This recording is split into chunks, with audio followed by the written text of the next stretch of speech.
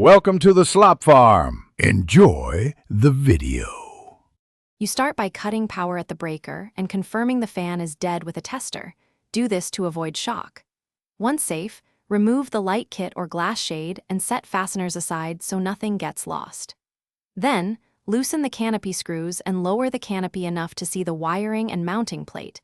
This gives you access for the next steps and keeps the fan steady while you prepare to support the motor and remove hardware. Once the canopy is lowered, support the motor with a second person or a strap so it can't fall when you free the mount.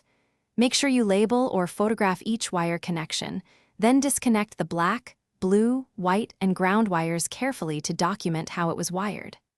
After wiring is free, remove the screws or bolts holding the fan to the bracket and gently tilt the motor and blade assembly away from the ceiling mount so you can fully extract it without stressing the wiring or sealing.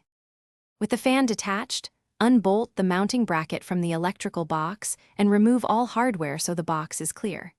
Make sure you cap and secure all conductor ends with wire nuts and fold them neatly into the box before installing a blank cover plate. This protects wiring and meets code.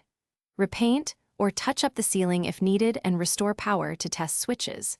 If the fan won't power down or a light stays on, make sure the breaker truly feeds that box and recheck neutral/ground connections as a troubleshooting tip. Thanks for watching. Consider subscribing if we helped you today.